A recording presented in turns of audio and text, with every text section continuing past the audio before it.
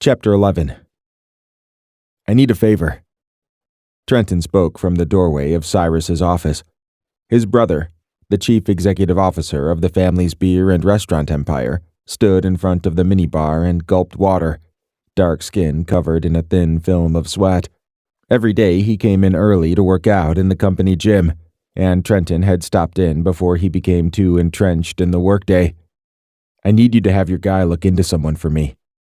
Cyrus drained the bottle and tossed the empty container in the trash. Who? A guy. All I have is a first name, but I know where he works. He works with Alannah, and she's dating him. Since she and Connor had started dating, the few times she'd talked about him, she'd been starry-eyed and gushed about him, like he was a rock star. But after his talk with her yesterday, Trenton felt he sounded too good to be true. He allegedly volunteered for all types of organizations, as if anyone had that much time in the week to do volunteer work. From what he could tell, he was patient when it came to sex, too. Trenton was pretty sure they hadn't slept together yet. Connor was either gay or the greatest con artist that ever lived. He had to find out more about him. Since Alannah refused to introduce them, he had to take matters into his own hands. No one was that perfect. If he was wrong, then he'd leave well enough alone and let her be happy, and from everything he'd heard about Mr. Perfect, he did what it took to make her happy, which, ironically, made Trenton sick. So sick his stomach roiled at the thought of them together. She's still having you check out her boyfriends? Cyrus asked. Trenton came further into the office and rubbed the back of his neck. Not exactly. His brother's eyebrow raised in silent question. Without going into detail, this is someone I have concerns about, but she doesn't seem to be too worried. But I'm worried. And I want to make sure she's okay and this guy isn't someone who's going to take advantage of her. So she doesn't know. Is that what you're saying? Right. It's between me and you. Cyrus didn't bat an eyelid, the reaction Trenton had hoped for. The one thing he could count on was that his brother would do any and everything to protect the family. Because of her close relationship with them over the years, Alannah was practically family, and thus enfolded in the same protective covering. What's his name? Cyrus sat behind his desk. He picked up a pen and pulled a sticky note from the desk drawer, which he set exactly perpendicular along the edge of the desk. Connor. He works at the lab with Alannah? I don't know if he works in the same lab, but he works at Dymogenesis. That much I know. Oh, and he's white.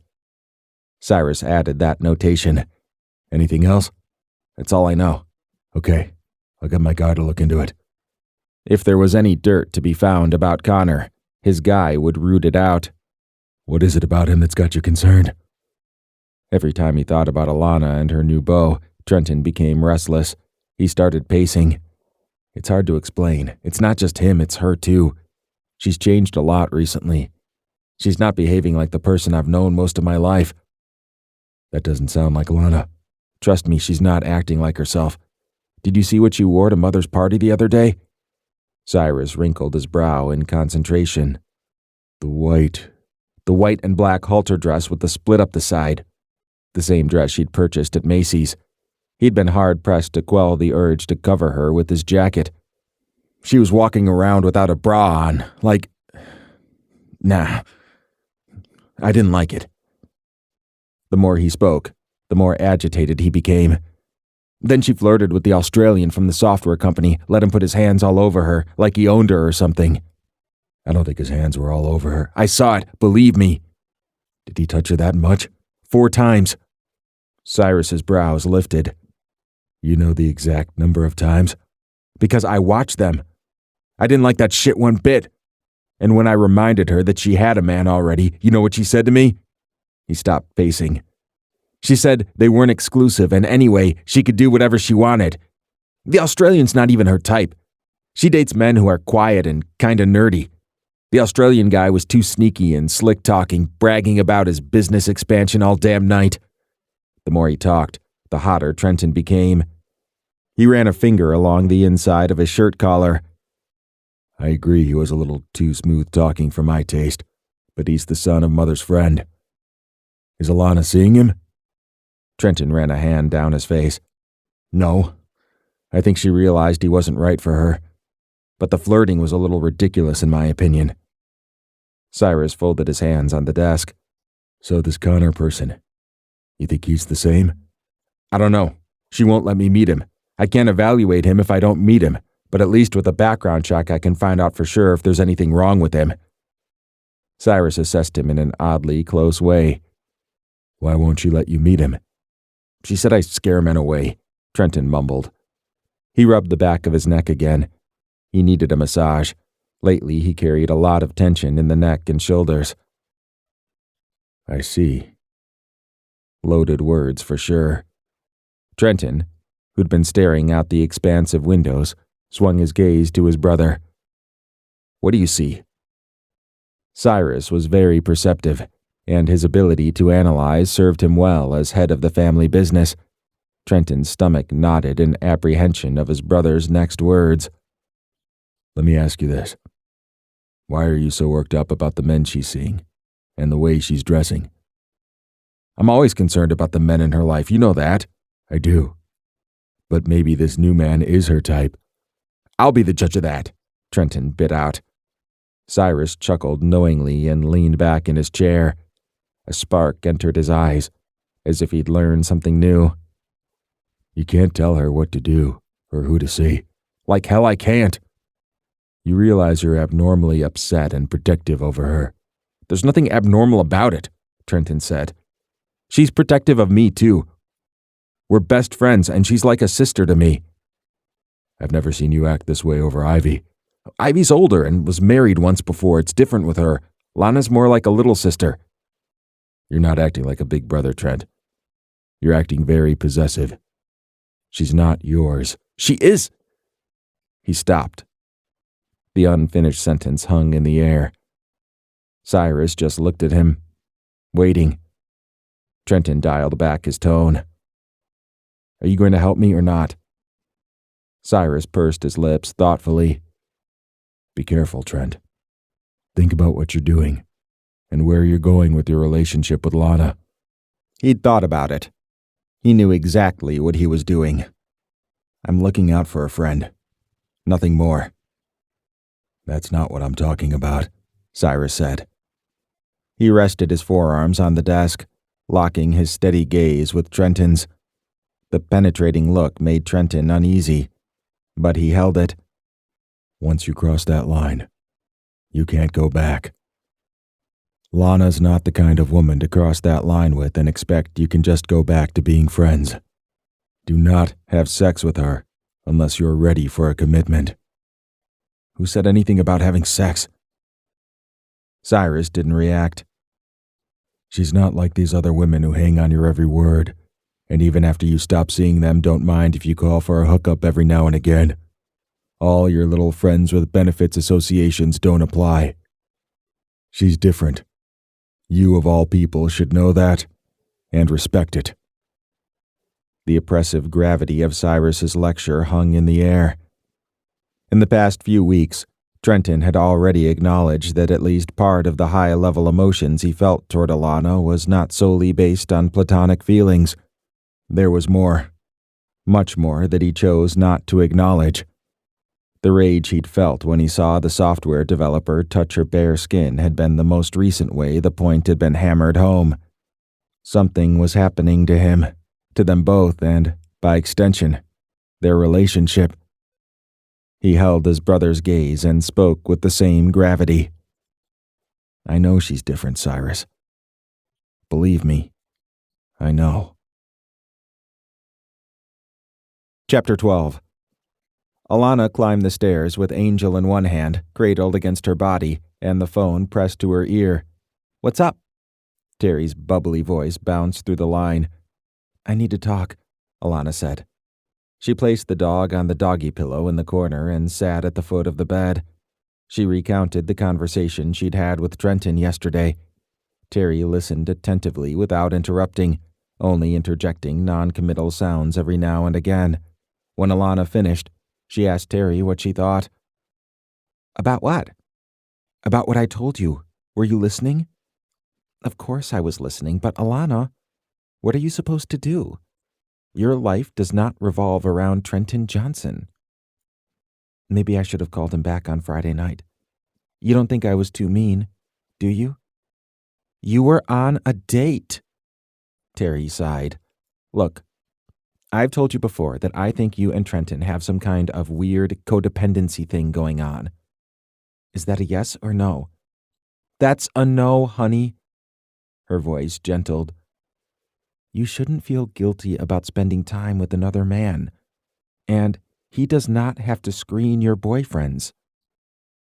I know. Alannah plucked at the sheet. It's just that he comes across as this confident, outgoing guy. But he's really sensitive. I'm sure he'd love to hear that, Terry said dryly. Alannah smiled. No, he wouldn't. He's always been there for me. I don't want to hurt him or make him feel as if he's not important to me anymore.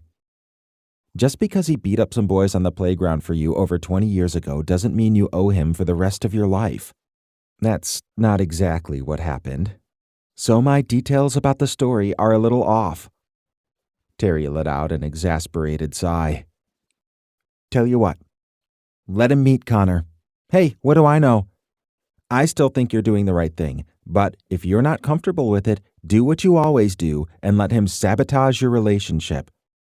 He doesn't sabotage my relationships, Alannah said, even though she'd practically accused Trenton of the same thing. Everything he does is out of love, and he's always been there for me. And you've always been there for him. It's a two-way street. Am I wrong? No. Okay then. The scales in this relationship are not tipped in his favor, and real friends don't keep track anyway. The doorbell in Terry's apartment rang, and she started moving around. I've got to run, sweetie. I have a date, but I can stay on the phone a little longer if you want. She wasn't surprised Terry had a date in the middle of the week. They both lived such different lives. No. Take care of your company. You're not doing anything wrong, Terry said firmly. Do not feel guilty. Go get your date. Girl, he'll wait. I'm worried about you. Are you sure you're okay? The doorbell rang again. Yes. Have fun. But Terry? Yes? Do you mind coming with me to the underground? Trenton's performing this weekend, and it'll be my first time going there. You know, all dolled up. I'm a little nervous. Alannah let out a shaky, embarrassed laugh. Honey, of course I don't mind. Besides, I'm dying to see Trenton perform, and it sounds like a cool place to hang out. It is. You'll like it. We'll touch base later this week, so I'll know what time to meet you there, okay? Smooches! Alannah hung up and then dragged herself from the bed and undressed. She pulled a pair of Trenton's boxers from the dresser and then paused. She stared at them, black with vertical red stripes. Her heart constricted. What was she doing? Wearing his clothes would not help her get over him. She shoved the underwear back into the bottom of the drawer and removed a white chemise, something new and sexy she'd purchased but hadn't worn yet. She put that on instead. Good night, Angel, she whispered.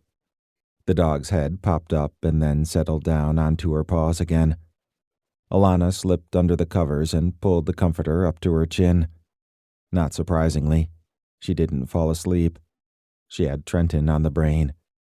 She loved him so much, too much, and wished she had the courage to cut him off. But slicing off a foot would be easier and less painful. Rolling onto her side, she closed her eyes. Her love for him had probably started the first day they'd met, although she'd only been 8 years old, and the circumstances hadn't been ideal. Traipsing across the grass, Alannah enviously watched the other children running, sliding and swinging. She hated recess because she didn't have any friends at this new private school, but at least she had her books. The 3 in her arms had been checked out from the school library this morning. She'd always loved to read, but it had become even more important and allowed her to escape from this new life her parents had forced her into. Each day at the new school proved hard and hadn't gotten any easier.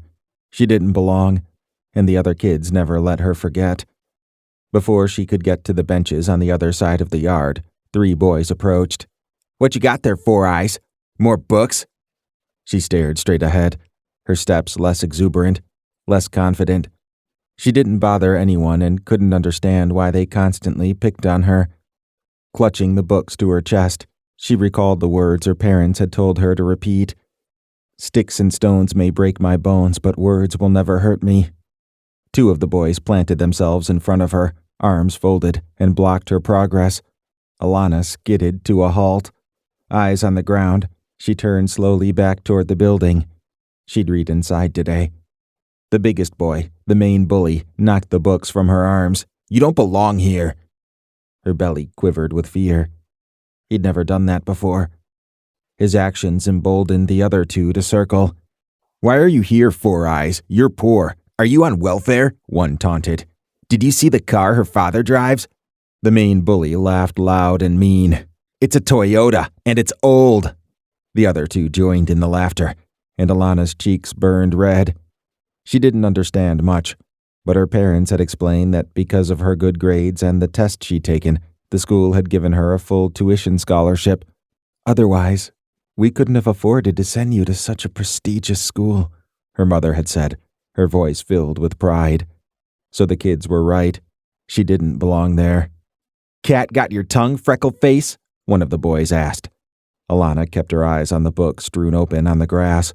The colorful images of a rainbow and pony stared up at the blue sky from one of them. The other 2 had fallen open and specks of dirt marred the words on the stark white pages. She didn't know what to do. Should she stay quiet? Should she speak? There were 3 of them and only 1 of her. Someone shoved her from behind, and the blow knocked her to her hands and knees and ripped off her glasses. Other kids approached, boys and girls. They giggled and pointed at her. "What's she doing down there?" More giggles. This incident was the last straw in a string of incidents that finally broke her young spirit. Head hanging low, Alannah felt her face get mottled and redden. Tears filled her eyes. "Ah, look at her. She's gonna cry." Even more laughter. "Leave her alone." A loud voice broke through the jeers and laughter with authority. An immediate hush fell over the small group of tormentors, and Alannah looked up to see her savior. Just a kid himself. His green eyes were so vivid. She could see them clearly, even through the curtain of tears. The kids all stared at him in shock, eyes wide and mouths hanging open. "He's talking," a girl whispered. What a weird thing to say. Why wouldn't he be talking? Her hero stopped toward the leader of the bullies and shoved him hard. The boy stumbled back into his friends. "What are you looking at? Get out of here! If you ever pick on a girl again, I'll kick your ass!"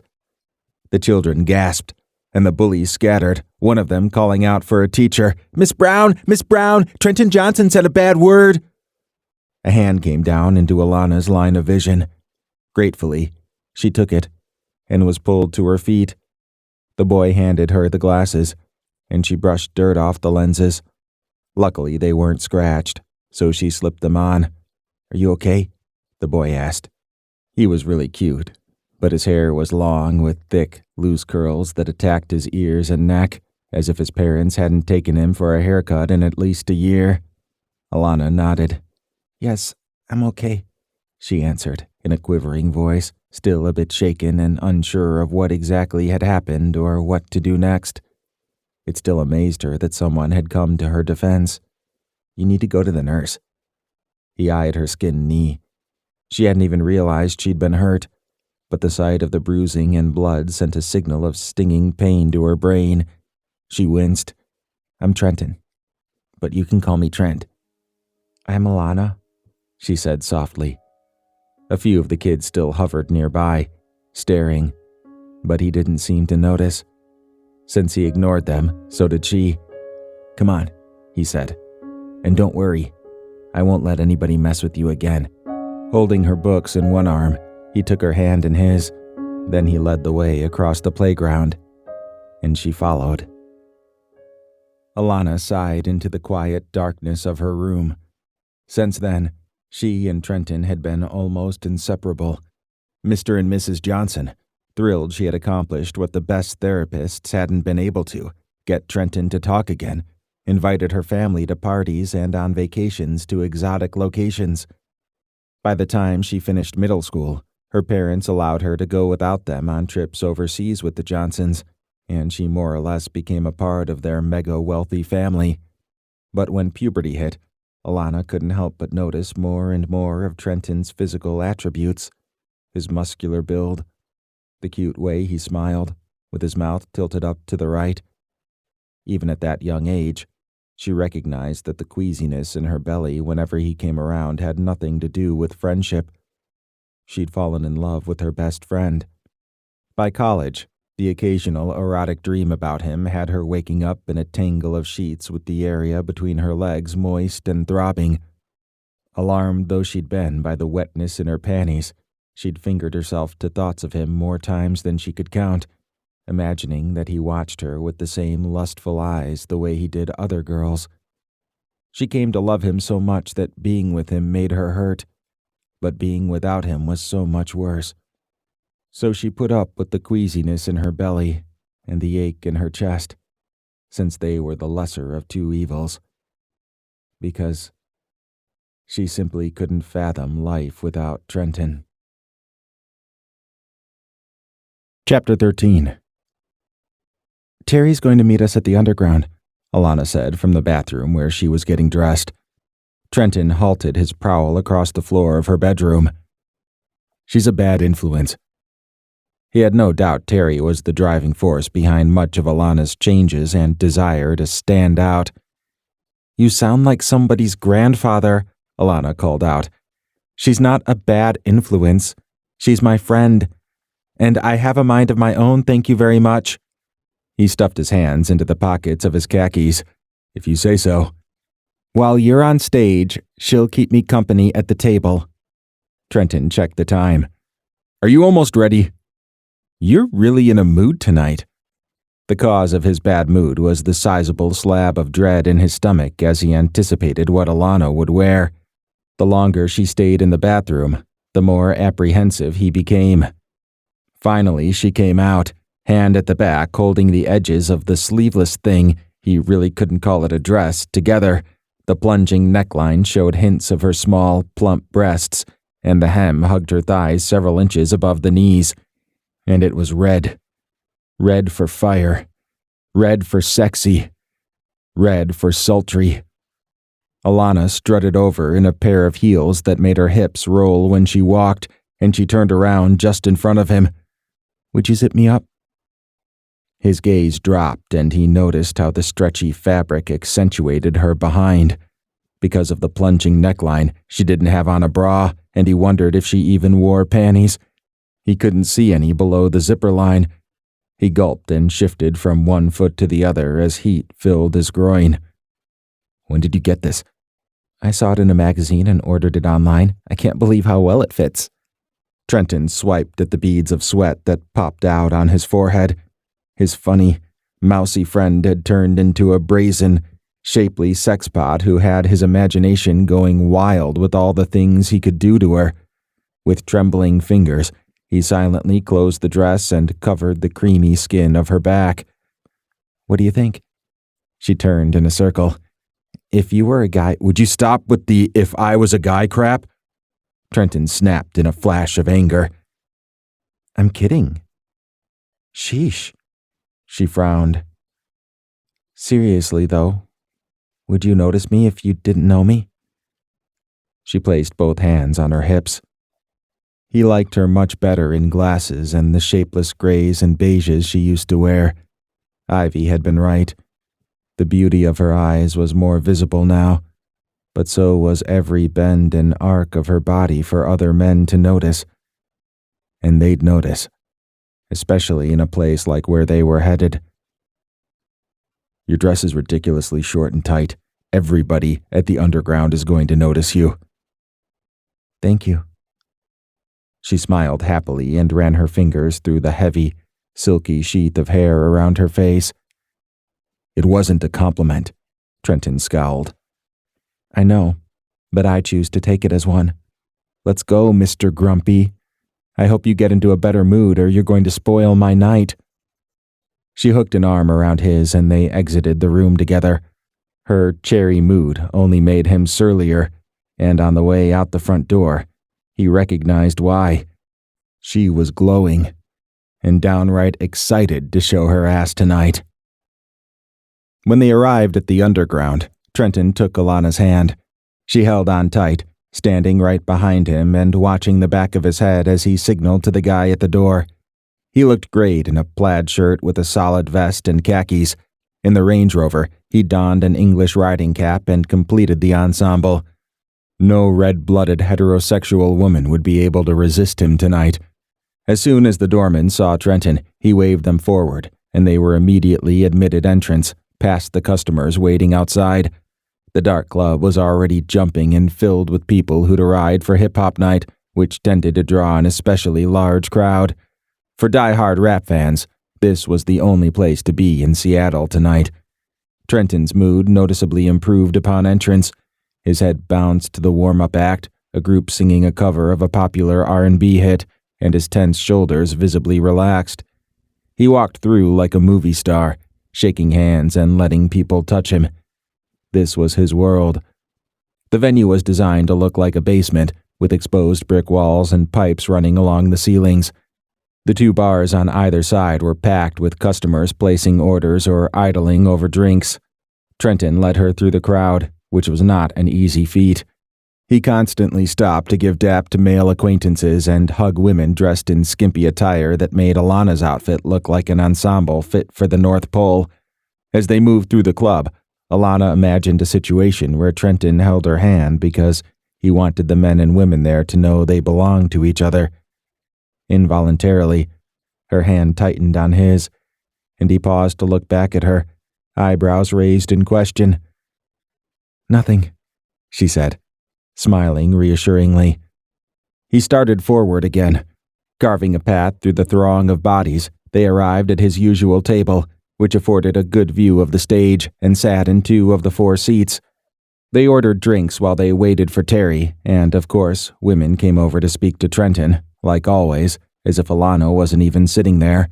To his credit, he made sure the women acknowledged her, but otherwise, she was as invisible as a speck of lint on white sheets. They were always polite, but their tight-lipped smiles made it obvious they'd prefer if she left. "Where's your girl?" Trenton asked when they were finally alone. He sipped from a bottle of Full Moon beer, the only beer served in the venue. She'd have 1 alcoholic beverage, maybe 2, because she couldn't hold her liquor, a shortcoming he loved to tease her about. "I don't want to leave you until she gets here." "Don't know." Alannah took a peek at her phone but didn't see any missed calls from Terry. "She should have been here by now. I hope she's okay." This was late, even for Terry. A few minutes later, she spotted her friend at the far end, having just walked in the door. She saw Alannah and hurried toward them in a pair of skin-tight jeans and an equally tight halter top.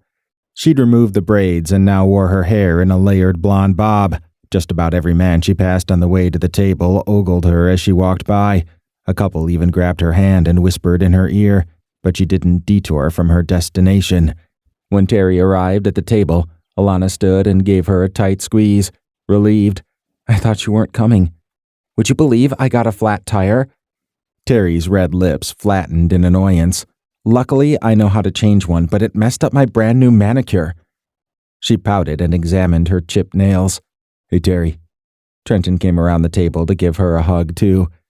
At one time, Alannah had worried that Trenton had been attracted to her friend, but either he wasn't attracted to her, or he hid it extremely well, because he treated her exactly the way he treated Alannah, like a platonic friend.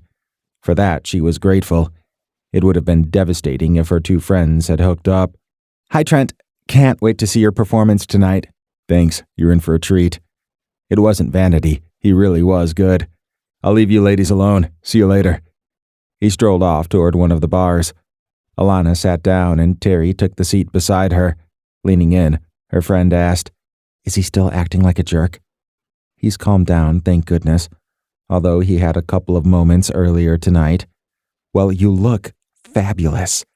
Terry's gaze flicked over Alannah. "That dress is like, pow." Alannah smiled. She pulled on the hem, a little self-conscious. "You really think so? Honey, you're going to have to beat them off with a stick tonight." Alannah preened under the encouraging words, particularly since Trenton hadn't offered a word of praise about her appearance. So? Terry said, taking a deep breath and looking around. Who do I have to blow to get a drink around here? Alannah laughed. Her friend's irreverent sense of humor and I-don't-care attitude were refreshing. I don't think that will be necessary. She waved over the waitress. The club continued to fill up, and before long, the waitress came back and mentioned a light-skinned man at the bar wanted to buy Terry a drink. Terry followed the line of the server's pointing finger. Cute. And he's tall. I like my men tall. She arched a brow at Alannah. He's got a friend. Alannah noticed the friend too, but he was preoccupied with the performance on the stage, while Terry's potential stared right at them. Terry sent a finger wave over to the guy and leaned toward the waitress. Tell him I would love a drink, but he'll have to get one for my friend too. Alannah's eyes widened. No, don't do that. Terry waved her off and placed an order. And you? The waitress asked Alannah. Nothing for me. Thanks. Get her a strawberry daiquiri. Terry, thank you. Terry waved away the waitress and leaned toward Alannah. Stop worrying. It's no big deal. He offered you a drink, not me. Same difference. You're sitting with me, so you reap the benefits. Although Alannah appreciated the move, she cringed inwardly at having to coerce someone into buying her a drink. The night couldn't possibly get any worse. Chapter 14. Trenton leaned back against the bar, beer bottle in hand. His Kappa Alpha Sigma brother and owner of the Underground, Devin, stood beside him. When Devin had explained the concept of the club, Trenton had fronted a huge chunk of the money needed to open the place, all of which had already been repaid with interest. On stage, the lead singer of a 4-member band sang Don't Leave Me by Backstreet, which had been preceded by On Bended Knee by Boyz II Men. Devin stroked his goatee. Begging asses. No woman will ever have my nose that wide open to have me begging like that. I hear you. Trenton took a swig of beer. Keith Sweat was the worst, wasn't he? He was bad, but the whole idea of begging a woman started with the Temptations, talking about ain't too proud to beg. Devin shook his head in disgust. Ain't a woman alive could make me beg, that's for sure. He raised his bottle, and Trenton touched his against it. Amen. They stood in silence, listening to the musicians on stage. As the MC asked the audience to give a round of applause to the departing act, 3 of Trenton's Kappa Alpha brothers walked up with another man he didn't recognize. He and his fraternity brothers greeted each other with the customary handshake. Then Julian, dark-skinned and with a low-cut fade, placed a hand on the 4th person with them, a stocky, brown-skinned guy with a circle beard. This is a buddy of mine, Steve. He's visiting from Las Vegas. Welcome, Trenton said. He and Devin introduced themselves. I was in Vegas not too long ago. I know, Steve said. A one-sided grin transformed his face into a knowing smirk. Heard all about it. The honey you were with was a real nice-looking man. Real nice. Trenton chuckled. Not one to kiss and tell, he kept his response brief. She's a lot of fun. Beth had very much appreciated the trip and shown him multiple times over the weekend exactly how much. Steve used his chin to point across the club. The one in the red Mini? That you too, bro? Trenton's eyes went in the direction he'd indicated, straight to the table where Alannah and Terry sat huddled together in conversation. His relaxed pose tightened a smidgen, and after a slight hesitation, he answered, Yeah, that's me. Steve bit his lip. Damn. Bristling and shoulders tight, Trenton paid closer attention to this newcomer. Devin patted Steve on the back and laughed out loud. Trenton gets all the fine honeys. That's why his line name is Loverman. He and a couple of the other guys broke into a few bars of Shabarank's Mr. Loverman. Trenton relaxed and laughed at the friendly ribbing. It's not my fault I have better lines than you suckers. A chorus of oohs and ahs filled the small group. You're a lucky man, Steve continued, keeping his eyes on the women. The one you took to Vegas was fine, but this girl? She's got that sweet look about her. Must be one of them nice girls, a lady in the street but a freak in the sheets. He laughed knowingly. Trenton frowned. Was this guy for real? Why are you still looking at her? Steve turned to him and raised his eyebrows. What? A brother can't look? Come on, Steve, Julian said. An unnatural silence fell over the group. The chatter and sounds of the thumping music receded as Trenton gave the newcomer his undivided attention. "You believe this fool?" He asked no one in particular. He deposited the beer on the bar behind him with a thunk and stood up straight, almost a full head above Steve. His muscles quivered with tension. "Nah, a brother can't look. I told you that's me right there, and you looking at her like you want to fuck her or something. That's disrespectful." "I wasn't trying to be disrespectful, man." Steve laughed uneasily, his eyes traveling through the group of friends.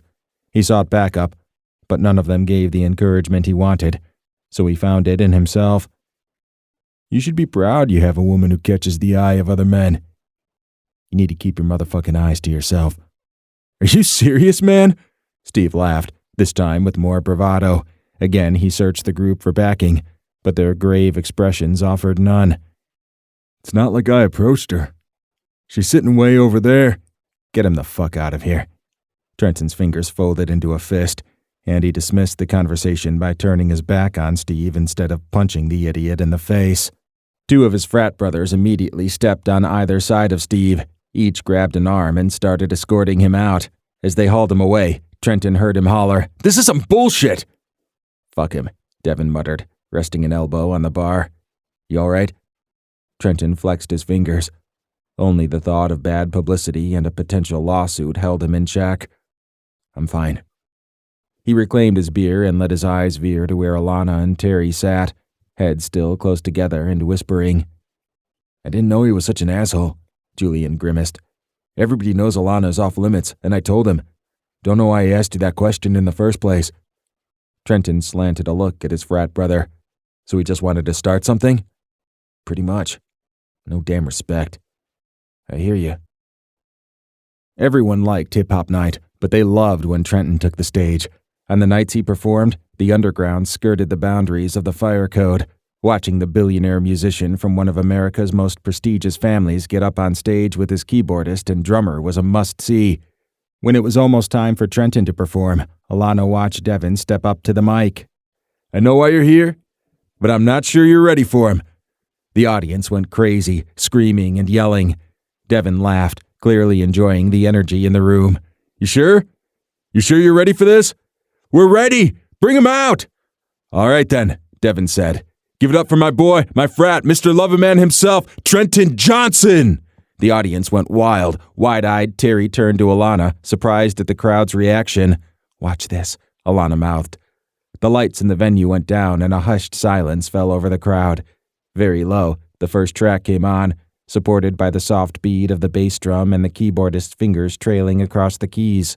As the sounds of the music grew louder, a spotlight appeared, positioned on Trenton's bare, tatted back. The screaming started up again and reached an eardrum-busting level. Alannah clapped her hands and moved to the beat with the rest of the audience. As they danced, the music became even louder. Beneath his cap, which he'd throw into the audience at the end of the performance, Trenton's head bounced in time to the melody.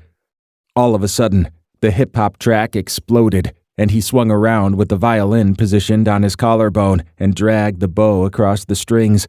The crowd yelled as a unique rendition of Fat Joe's Lean Back played out before them, and as he smoothly transitioned to Love Hate Thing by Wale, Trenton became lost in the music. He danced, taking full advantage of the stage, lean hips swaying and muscles flexing as he moved. He winked at women in the audience or dropped to one knee and strummed out the notes like the lead guitarist in a rock band. Concentrating on the chords of each song, his fingers slid along the neck of the violin and produced a full range of vibrato movements. Alannah could easily have been one of the women screaming and yelling because her mouth went dry as she watched Trenton command the stage. Shirtless, ripped abs on display and hard biceps flexing, he played the tunes with jab-like strokes. Hypnotized by the sounds of the stringed instrument and his swaying hips, Alannah trailed a finger down the side of her damp neck. The drag and wail of the violin, the beat of the drum, and the notes of the keyboard invited people to dance. They danced around tables. They danced standing along the walls. Then Trenton stopped. Dead silence. His signature move. Bouncing, he counted and the crowd chanted with him. 1, 2, 1, 2, 3, 4. He dived back in, dropped to his knees in a back bend, and slowly rose while the bow moved in a furious back-and-forth motion, signaling the finale of the song. Alannah and Terry jumped to their feet with the other audience members, clapping and whooping at the top of their lungs.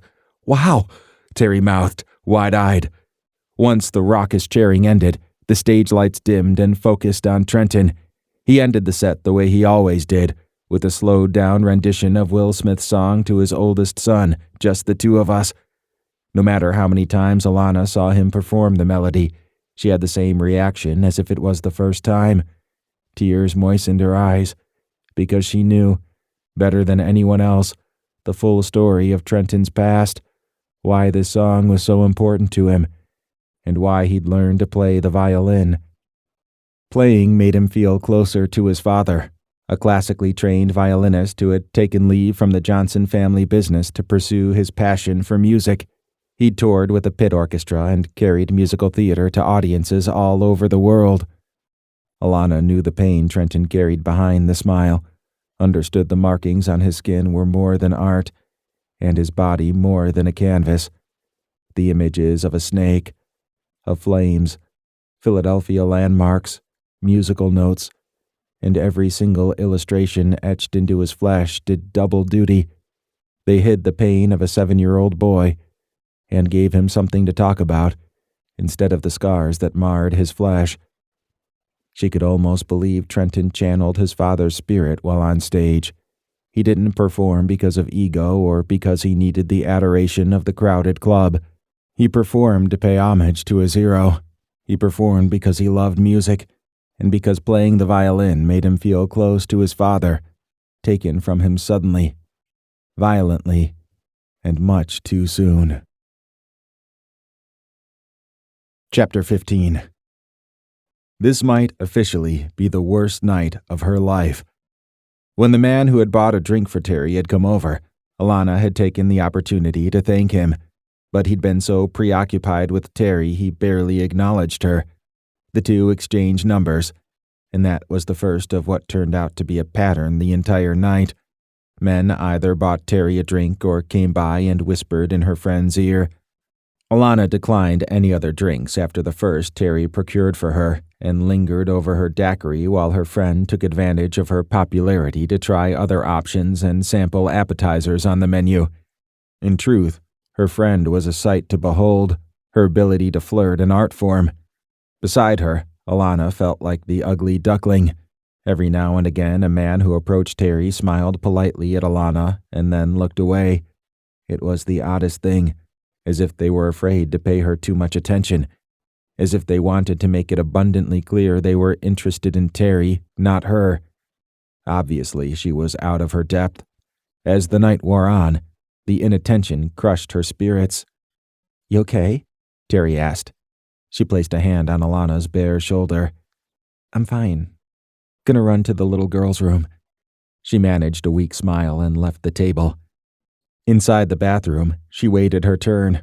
So close to tears she had to gnaw on her upper lip to keep it from trembling. When an empty stall became available, she closed herself inside and stood there, fighting the urge to cry. But a sob broke free and she covered her mouth, shoving back the disheartening feelings. What an idiot she was. At least before she could blame her lack of prospects on the fact that she used to dress in loose-fitting clothes that hid her figure so well even she couldn't find it. Growing up in a strict household had made her very self-conscious about her body and how she portrayed herself to the male gender. Modesty, Lana. A young lady should be modest at all times. Her mother had beaten those words into her head for many years, into the head of her sisters too. Nonetheless, her middle sister became pregnant in high school.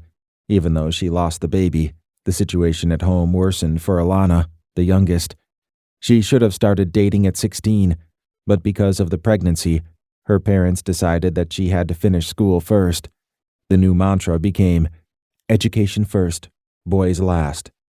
As if she hadn't been pulling straight A's all along. Alannah looked down at her outfit. The red dress should have been a statement. Hard to believe not one single man in the place found her attractive enough to approach. She'd even worn heels. She'd practiced in them to make sure she didn't look like a fool tonight. But she looked like a fool anyway, because no one wanted her. A lone tear attached to her lash and hung on.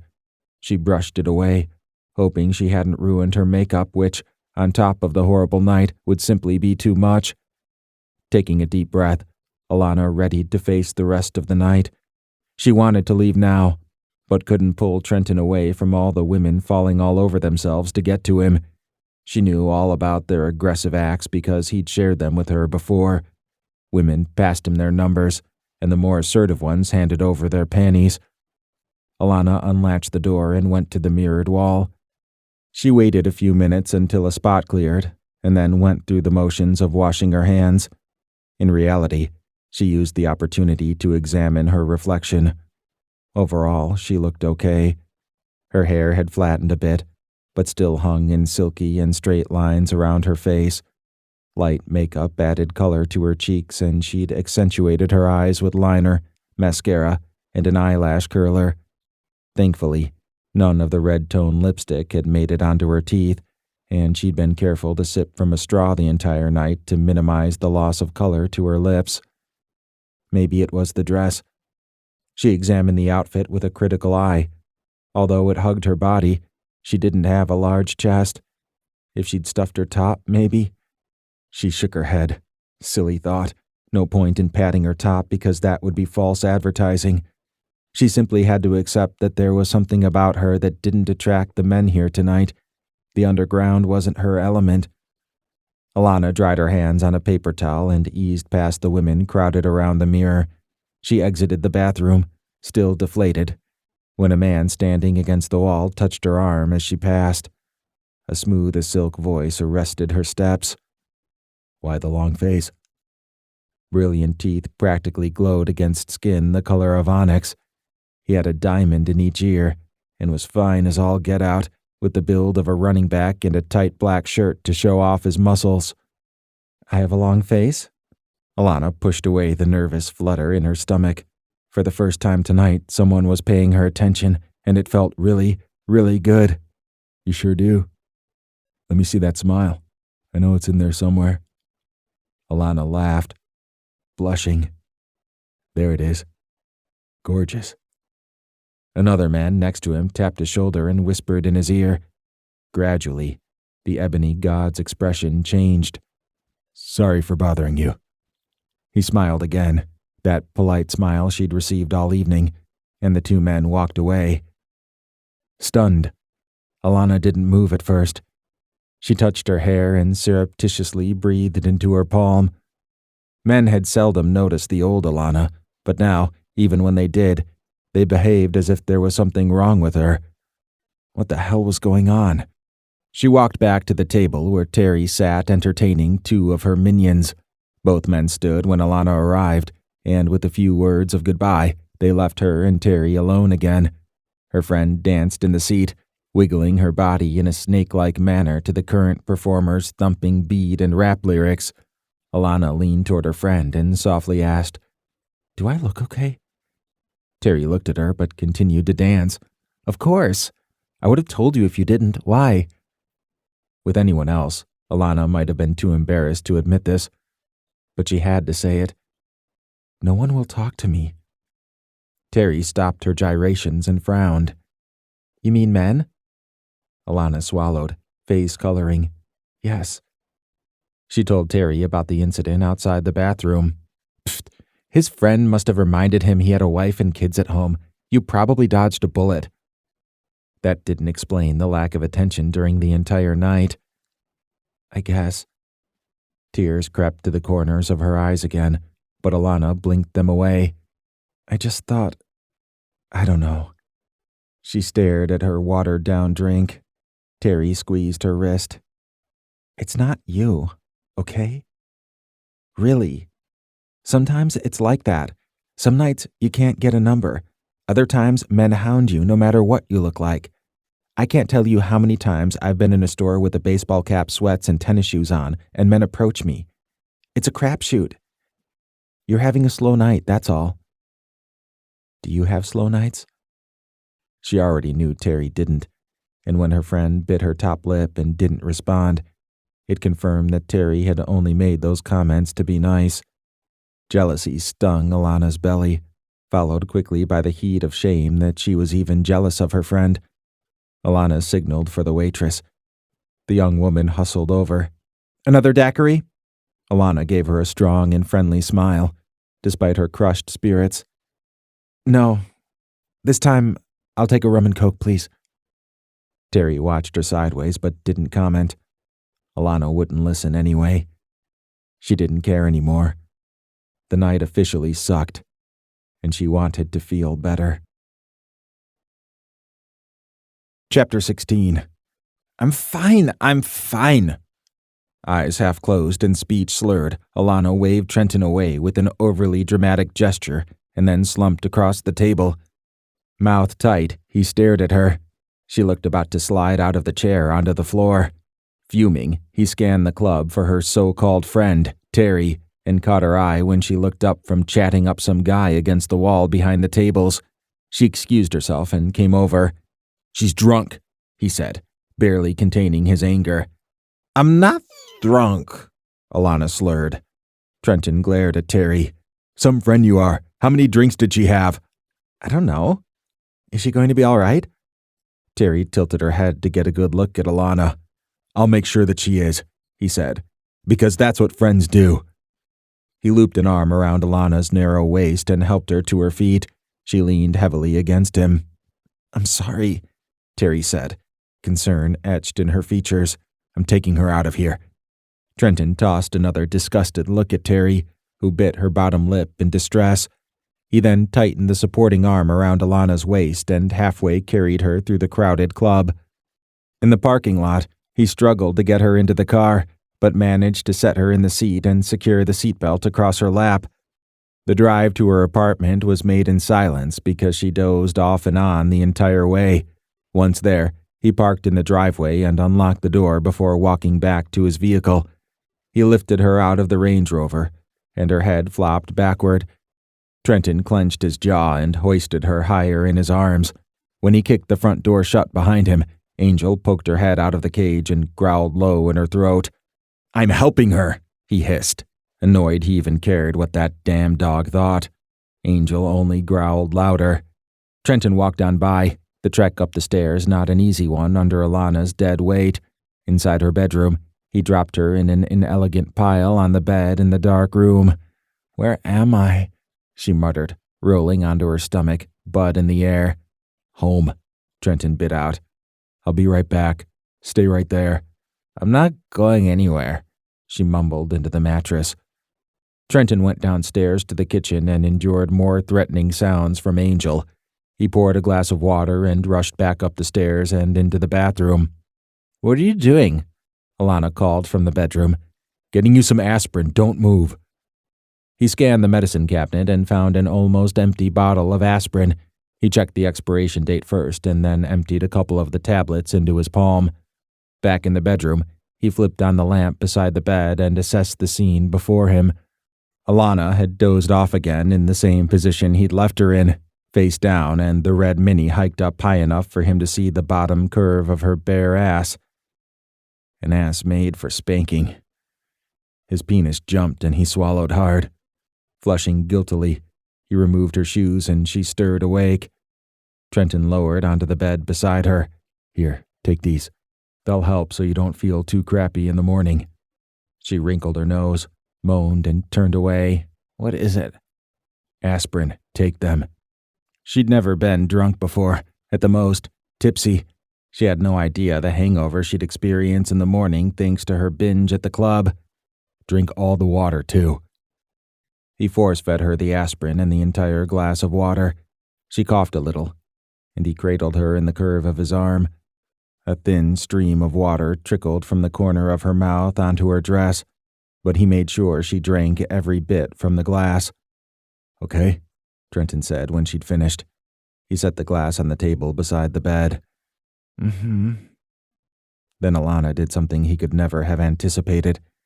She wrapped her arms around his neck and pulled him down on top of her.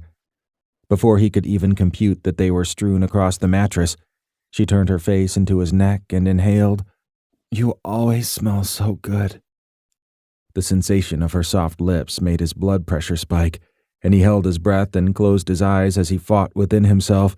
She didn't make the struggle any easier when she licked his neck, a long, slow movement from his shoulder all the way up to right below his ear, the moist sensation making his heart beat double time. "Taste good, too." His stomach and fingers squeezed into a mass of tight knots. "Lana, guess what color my panties are?" she whispered hotly in his ear. His thigh muscles constricted so tight blood surely ceased to flow below his knees. "I'm not going to guess. Red, to match my dress." "Shit. It's actually a thong, with cute little bows on each hip. Want to see?" "Yes." "Lana, sweetheart, you're drunk," Trenton said, voice taut and strained. Could she hear how hard this was for him? He attempted to extricate himself from her clinging arms, but she tightened her hold. "Love you so much," she whispered, pressing soft lips to his cheek. His abs clenched so tight that long seconds passed before he breathed oxygen again. It wasn't the first time she'd ever told him she loved him. They'd said those words to each other plenty of times over the years, because they did love each other. But having her say those words, kiss his cheek, and lie strewn across her bed had unexpected consequences in his pants. "Okay, enough." Steely resolve filled his voice. Trenton pulled her with him when he sat up, but he tore her arms from around his neck. She fell back onto the mattress, but bounced right back up and straddled his lap. She gasped, hazel eyes lighting up mischievously. Well, what have we here?" One hand covered his crotch and squeezed. A flash of heat accosted his groin, and he instantaneously grew harder and elongated. Trenton groaned and grabbed her roaming hand. Gritting his teeth, he fought for control. "Behave yourself. I want to see it," she pleaded, mouth close to his face. The famous serpent. The womb beater. And he wanted to show it to her. Years ago, he'd briefly dated a model. After the relationship ended, she told a magazine he was so well endowed that she'd felt as if he'd beaten her womb every time they'd had sex. Shortly thereafter, the nickname womb beater emerged in the tabloids and the gossip blogs. When at first women had chased him because of his wealth and good looks, curiosity was added to the mix. They wanted to know if it was true, and some of his sexual partners had even tried to sneak and take pictures to provide proof of his size. "You don't want to see it," Trenton said. "Please," she said petulantly, with a cute little pout. She twisted and wiggled against him in an effort to break free and make another grab for the front of his pants. "I want to see if it's true. I've known you forever and I've never seen it. Not even a glimpse." And then Alannah pressed her mouth to his. Trenton froze, taken completely by surprise, and his heart rate tore into a full sprint. Her lips were soft and pliable. She moaned, and that sound alone tipped him over the edge and destroyed the last milligram of his restraint. He seized her hips and hauled her tight against his crotch, his hard loins filled with heat and a pulsing, throbbing desire that had him focused only on tasting more and more of her.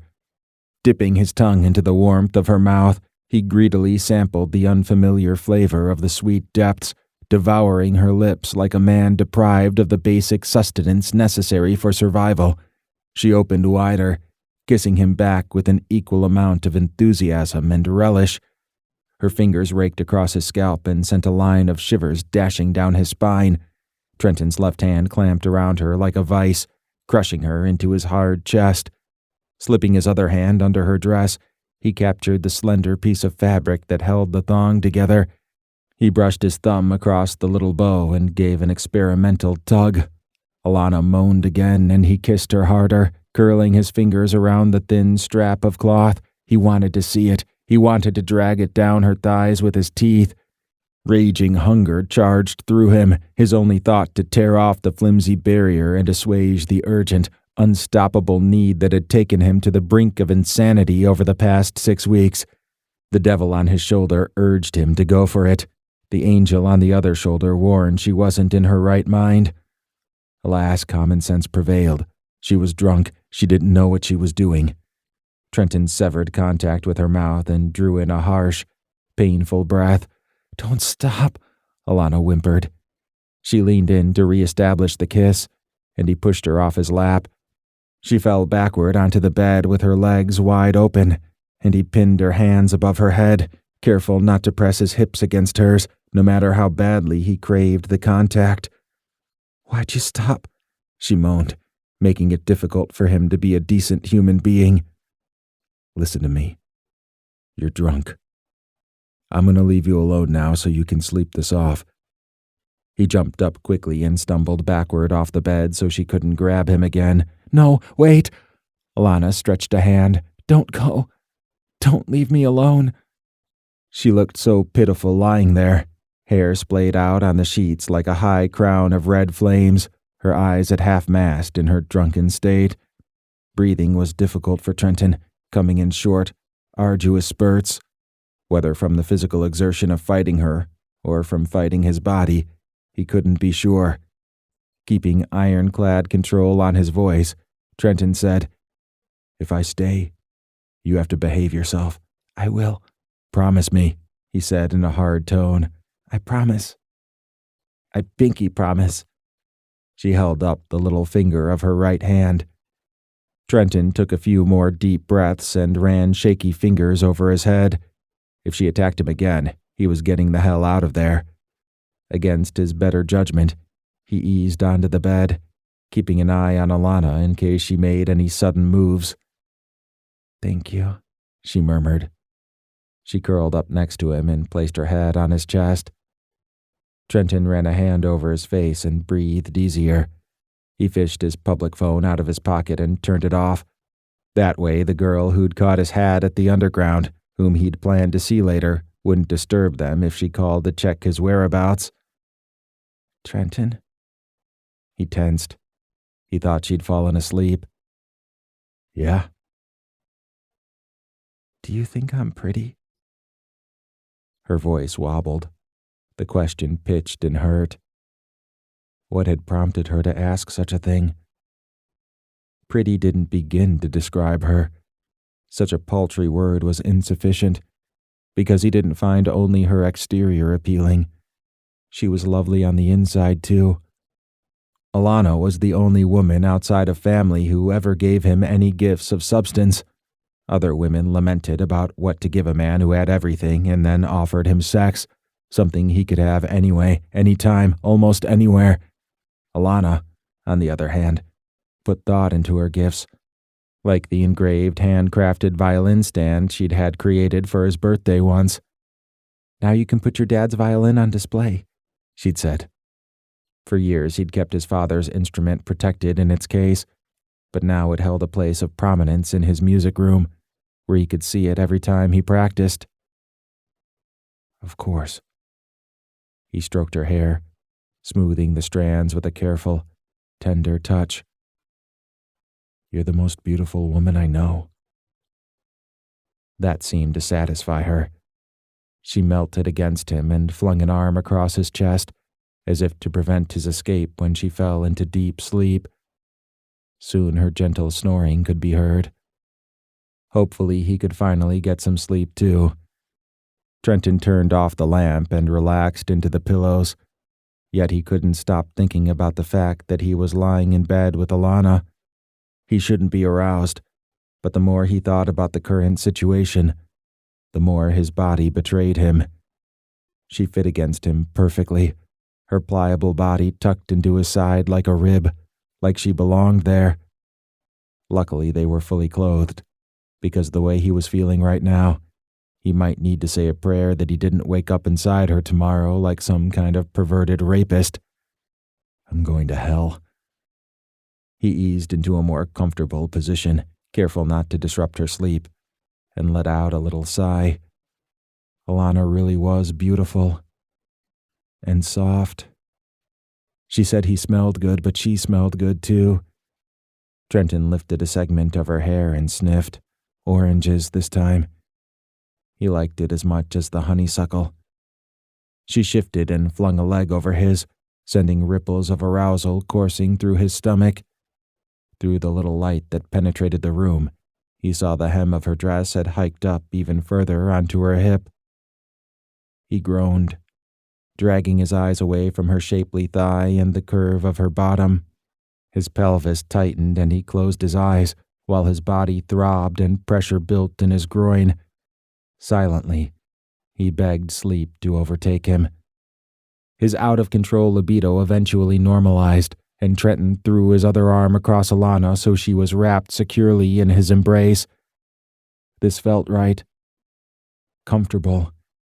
In a way he never experienced with other women. Gradually he relaxed and his heart rate dropped. His eyelids became heavy, and he closed them. And finally, thankfully, fell asleep. Chapter 17. She would never drink again. Never, ever.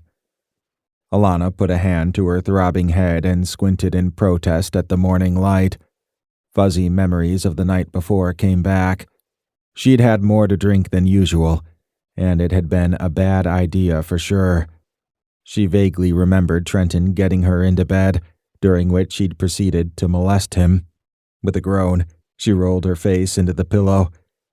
It smelled like him, a musky, manly scent that had her sighing internally and made her breasts tingle. Then she remembered how she'd kissed him and begged him to stay the night with her. Could she be any more pathetic? At least when she told him she loved him, he probably didn't suspect the depth of emotion behind the words. Well, she hoped he didn't. Alannah rolled out of his scent and onto her back, wishing she could escape the memory of her embarrassing behavior. Working her tongue around her dry, cottony mouth, she grimaced. Gross. She floundered out of bed, arms flailing when a bout of dizziness made the room spin. She made her way across the floor, but minor nausea invaded her stomach and stopped her at the door of the bathroom. Clutching the doorframe, she steadied herself for what could have been long seconds or even a few minutes before shuffling forward with careful, tentative steps. She turned on the light and winced, her head exploding into a crescendo of pain as if a percussionist had crashed his cymbals together inside her skull. She stumbled toward the sink and squinted at her reflection. She looked like crap. Creases on her cheek, smudged lipstick, bloodshot eyes, messy hair. Groaning again, Alannah hid her face with her hands. What must Trenton think of her? After scrubbing her face clean of makeup, Alannah brushed her teeth and changed into a big t-shirt and black leggings. She popped some ibuprofen and made the trip down to the first floor to let Angel out the back to do her business. Alannah was in the kitchen sipping ginger tea and nibbling saltine crackers, Angel eating near her slippered feet, when the doorbell rang. She frowned, wondering who in the world could be bothering her on a Sunday morning without calling first. She padded to the front door with the Yorkie trailing behind her. She opened the door and frowned when she saw a Hispanic woman wearing medical scrubs and a pleasant smile, curly black hair held back from her face with a headband. "Good morning. Are you—" She consulted a clipboard. "Alannah Bailey?" "Yes," Alannah answered cautiously. "Good morning." The young woman had an annoyingly chipper voice. "I'm Selena, with IV Nurse." "IV Nurse? I'm not sick." Alannah looked past her to the unmarked white van in the driveway. "What is this about?" The young woman smiled. "We're not dispatched to people who are sick. Our mobile service is for customers who suffer from hangovers." She whispered the last word. "How did you know?" The answer to the incomplete question came to her right away. Despite her relationship with the Johnsons and an intimate knowledge of their lifestyle, there were still moments when she was amazed at the services the rich procured, such as this one, which she'd never even heard of, but it smacked of being the kind of thing people of their ilk saw as a necessity. "Could you tell me who set up this appointment?" she asked, though she already knew the answer. "Certainly. Mr. Trenton Johnson sent us." Selena didn't need to consult her clipboard to remember that name, and she said it with pride, honored to be dispatched at his request. "He reserved our top service for you." Alannah folded her arms over her chest. "Is that right?" Yes, the call was made this morning. Give me a few minutes and I'll go back to the van. Excuse me, but what exactly is the service? Curiosity got the best of her. Selena launched into what sounded like standard company spiel in an upbeat, perky voice.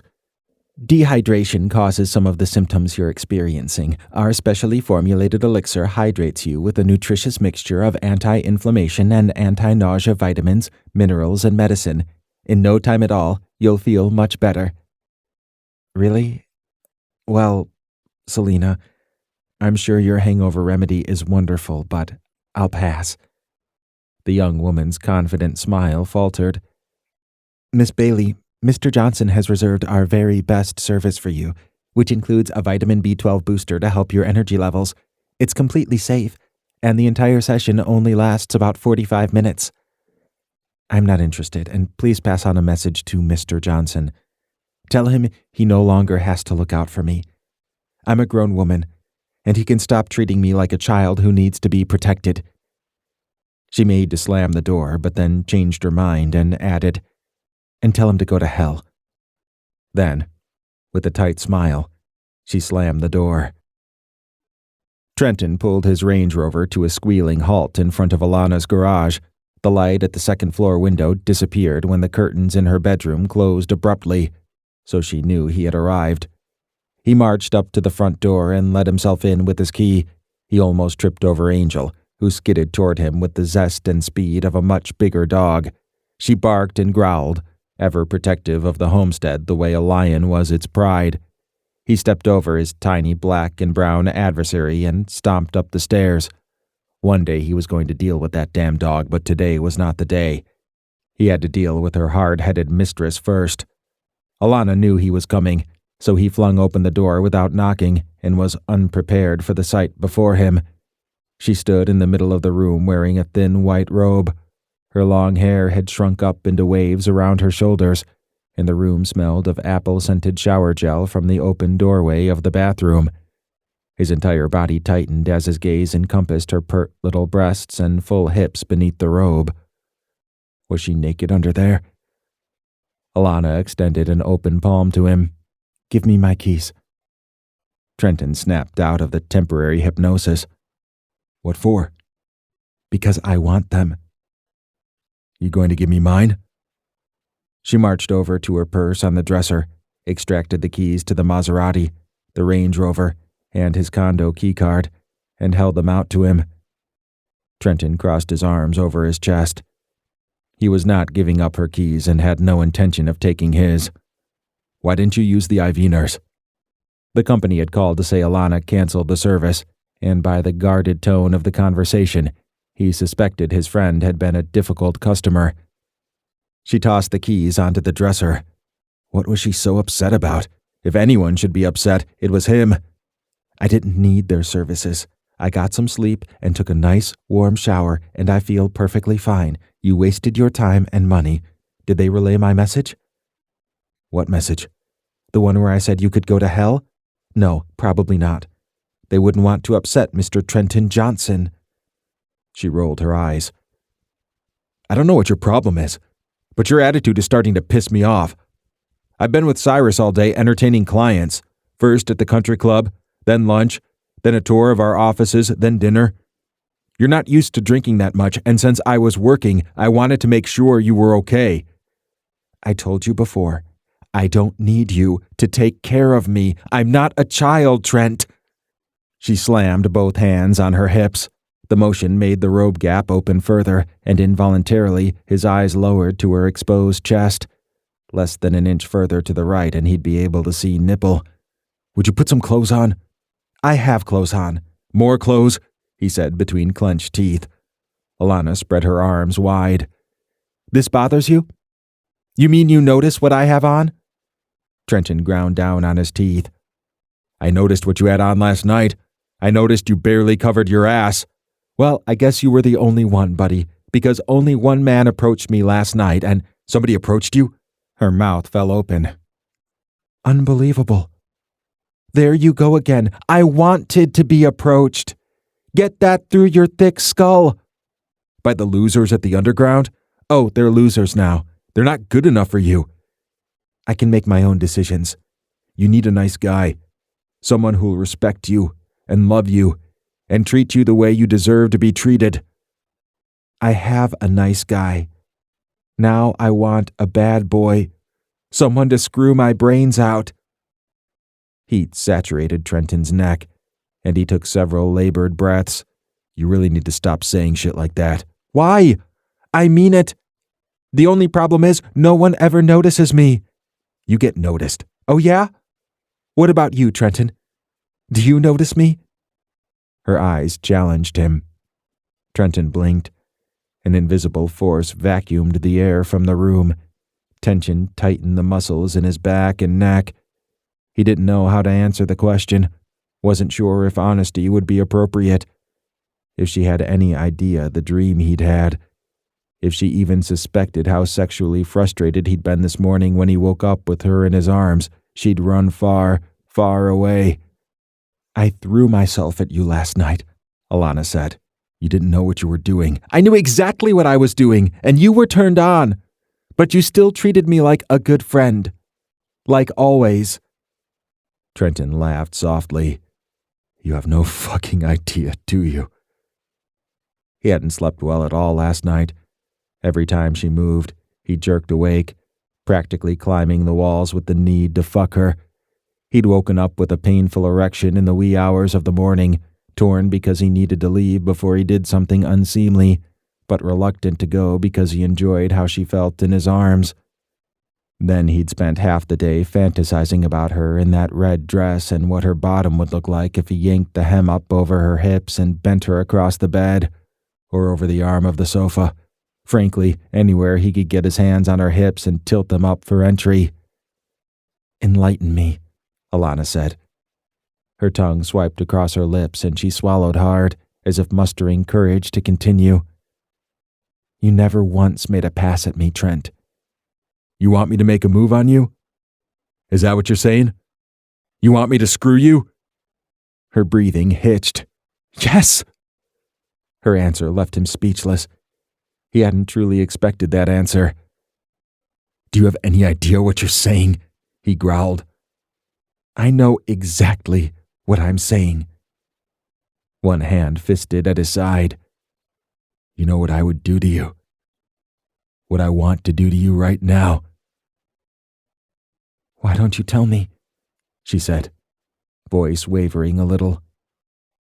I don't think you can handle a man with my appetite. I'm not one of your little boyfriends. I'm not Connor or TJ. Alannah shifted her chin a fraction higher. Prove it, she challenged. Trenton stalked closer and noticed she held her breath. His gaze swept her face. The muteness set to her pinkish mouth, the excitement of challenge in her eyes, the sprinkling of freckles on her makeup-free face. You know what you're asking me? I'm a big girl. This isn't a game, Lana. What are you afraid of, Trent? Scared I won't like it? That did it. Trenton grabbed a handful of auburn waves and dragged her flush against his chest. Her eyes widened and lips parted on a rough exhale, as if she could no longer breathe through her nose.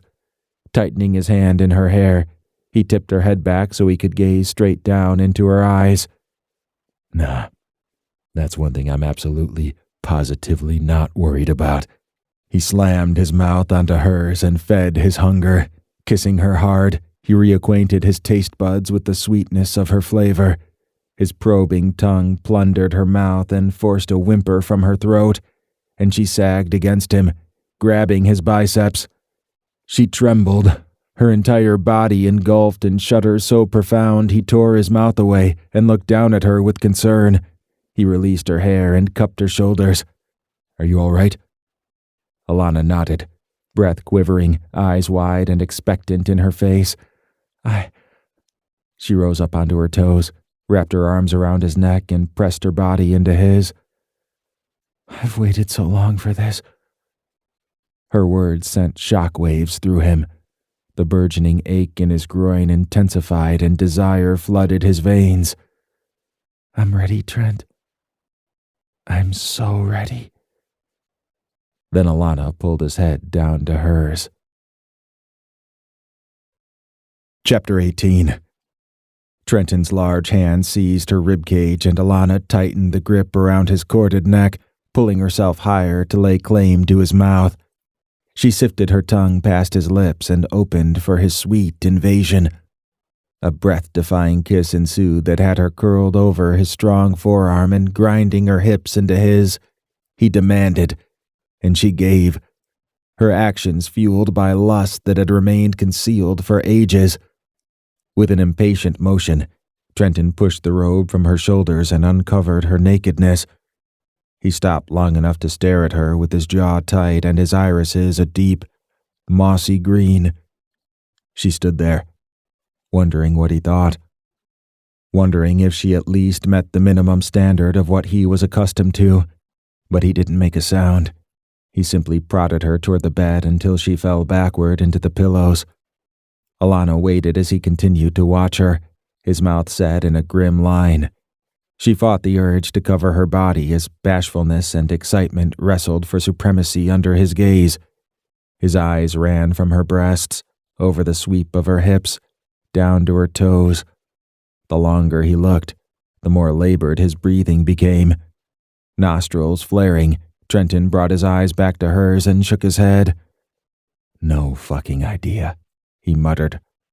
A frisson of excitement scurried down her spine at the feral look in his eyes, poised above her, with his body taut and rigid as if ready to pounce.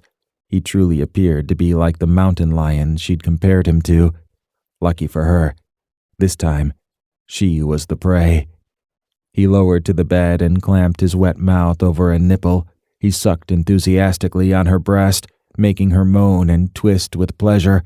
Arching her back, she symbolically pleaded for him to take more of her into his mouth, breathless as her trembling fingers trekked across the fine hairs of his head, and her quivering thighs fell apart for him to do as he pleased. Trenton continued to take his fill of each of her breasts, laboring over the aroused peaks with such diligence they could do nothing but stand at rigid attention under the intense ministrations of his masterful mouth. One of his hands went lower and covered her mound, and the unexpected touch made Alannah gasp and clutch his shoulders. The last of coherent thought dispersed like dust in the wind as he massaged her with a possessive touch that had her throbbing against his palm. Unbearable sexual tension thrummed between her thighs, and she ached for release. She tried to trap his hand to get herself off, but Trenton popped up his head and looked into her eyes. "Not yet," he said, a devilish smile on his face.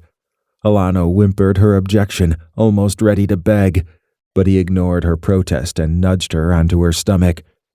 Breathless with anticipation, she forced herself to lie still, and was rewarded when he dropped moist kisses between her shoulder blades, sucked the skin of her back, licked the length of her arms. Everywhere he touched, pockets of flame erupted beneath her skin. His tongue swirled in the shallow groove at the base of her spine before he lightly dragged it in a slow, tortuous line along the crack of her ass. She moaned at the teasing caress, and ragged, pleading mewls filled the pillow as her legs came a fraction apart. "I see what you want." Trenton dragged her legs wider and licked the underside of her bottom. "You want this?" The moist blade of his tongue swept the wet spot between her legs, and air left her lungs in a rush as her eyes squinted closed. A deep, dark craving took hold of her, one that she desperately needed him to satisfy. Her body clenched and shoulders hunched, and she pushed back against him, hungering for the bold penetration of his tongue. He laughed knowingly, a sound of complete control, rife with the confidence of a distinguished maestro in the midst of conducting his greatest symphony. Still he wasn't done, and continued down her thighs. He kissed the back of her knees and showered her with affection by nibbling on her calves and wringing pleasure from an unexpected place with strong caresses to her feet. She couldn't take much more of this teasing, not when every nerve ending quivered with longing and every hair on her body seemed to stand on end. The smack of his hand on her backside sent stinging pleasure to her core. His big hand squeezed her fleshy bottom, and she lifted into the coarse handling. "Been wanting to do that," he said, a rough edge to his voice. Alannah angled a look over her shoulder in time to see Trenton lever off the bed. He tossed off his shirt to reveal a smooth, muscular chest and abs that could make any professional athlete turn a vibrant shade of green from envy. She twisted onto her back and pulled her bottom lip between her teeth, heart racing in anticipation. The tight cords of his arms bunched as he unzipped his pants. Slowly, ever so slowly, as if putting on a show. He finally pushed them down with his boxer briefs and stood at the side of the bed, completely naked. Allowed to examine him without restriction, Alannah rose up on her elbows and her gaze lowered to his hips. Her mouth fell open. She couldn't believe its size. The infamous womb beater surpassed her expectations. It would never fit. He was too long and too wide. The fear must have shown on her face, because Trenton rejoined her on the bed and spoke in a soothing voice. "It'll fit." Panic set in, and Alannah's heart thumped at an alarming rate against her sternum. She scooted back from him. I don't think it can. It's too big. Trust me. Trent, shh." He lowered his naked body to hers and enveloped her in his warmth. With his body a cage over hers, he kissed her neck and chest and spread her legs wide. Then his fingers found their way back to her sensitive core, and they tapped and stroked in the moisture discovered there. "We'll get you good and wet," Trenton said, the gravelly words uttered against her neck. Alannah kissed the corner of his mouth, relaxing into his touch and the rhythmic movement of his fingers.